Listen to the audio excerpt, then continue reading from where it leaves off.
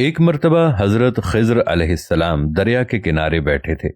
اتنے میں کسی سائل نے آ کر ان سے سوال کیا کہ میں آپ سے اللہ کے واسطے سوال کرتا ہوں، مجھے عنایت فرمائیے۔ یہ سن کر حضرت خضر علیہ السلام پر بے ہوشی طاری ہو گئی۔ جب کچھ ہوش ہوا تو فرمانے لگے کہ بھائی، میں تو صرف اپنی جان اور مال کا مالک ہوں، تم نے مجھ سے اللہ کے واسطے سوال کیا ہے، لہٰذا میں اپنی جان اور ذات تمہارے حوالے کرتا ہوں، تم جس طرح چاہو اس کو استعمال میں لاؤ، بازار میں فروخت کر کے اس کی قیمت سے فائدہ اٹھاؤ۔ چنانچہ سائل ان کو بازار لے گیا اور ایک شخص صائمہ کے ہاتھ ان کو فروخت کر دیا۔ یہ صائمہ خرید کر ان کو اپنے گھر لے گیا، جس کی پشت پر اس کا ایک باغ تھا۔ چنانچہ صائمہ نے حضرت خضر علیہ السلام کو ایک کدال دے کر کہا کہ سامنے والا پہاڑ جو 3 مربع میل رقبے میں واقع ہے، اس کی مٹی کاٹ کاٹ کر باغ میں ڈال دو۔ اور یہ حکم دے کر صائمہ اپنی کسی ضرورت سے کہیں چلا گیا اور حضرت خضر علیہ السلام اس پہاڑ سے مٹی کاٹ کاٹ کے باغ میں ڈالنے لگے۔ جب صائمہ گھر واپس آیا تو اس نے گھر والوں سے دریافت کیا کہ کیا تم نے غلام کو کھانا بھی کھلایا یا نہیں؟ گھر والوں نے جواب دیا کہ ہمیں معلوم ہی نہیں کہ غلام کہاں ہے۔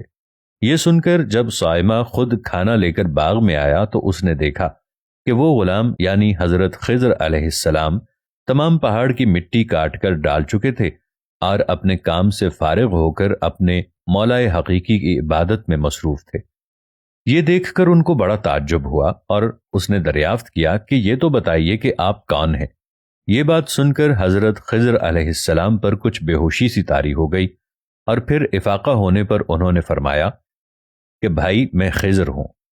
جس کو سن کر صائمہ کے ہوش اڑ گئے کہ یہ تو نے کیا کیا، ان کو غلام بنا کر ایسے کام پر لگایا، یہ تو انتہائی گستاخی ہے۔ پھر یہ سوچنے کے بعد صائمہ نے توبہ کی اور پروردگار سے عذر خواہی کے ساتھ حضرت خضر علیہ السلام کو آزاد کر دیا اور اللہ کی بارگاہ میں عرض کیا کہ اے رب العالمین، مجھ سے اس کا مواخذہ نہ کیجیے گا، کیونکہ میں ان کو جانتا نہیں تھا۔ اس کے بعد حضرت خضر علیہ السلام نے دعا فرمائی اور سجدہ شکر بجا لائے کہ اے میرے پروردگار، میں تیرے ہی حق میں غلام بنا اور تیرے ہی حق میں آزاد ہوا، اس پر تیرا شکر گزار ہوں۔ بعد ازاں واپسی کی اجازت لے کر جب دریا پر واپس آئے تو دیکھا کہ ایک شخص کھڑا دعا مانگ رہا ہے کہ اے میرے رب، حضرت خضر علیہ السلام کو غلامی سے رہائی عطا فرما دے اور ان کی توبہ قبول فرما لے۔ حضرت خضر علیہ السلام نے یہ دیکھ کر اس شخص سے دریافت کیا کہ آخر تو کون ہے؟ اس شخص نے بتایا کہ میں تو شازون ہوں، آپ کون ہیں؟ انہوں نے فرمایا کہ میں خضر ہوں۔ اس کے بعد شازون نے کہا کہ اے خضر علیہ السلام، آپ نے اپنے رہنے کے لیے مکان بنا کر دنیا طلب کی ہے، کیونکہ حضرت خضر علیہ السلام کا دریا کے کنارے ایک عبادت خانہ تھا۔ بس یہ سن کر وہ فوراً میدان میں نکل آئے اور وہیں اللہ کی عبادت میں مصروف ہو گئے۔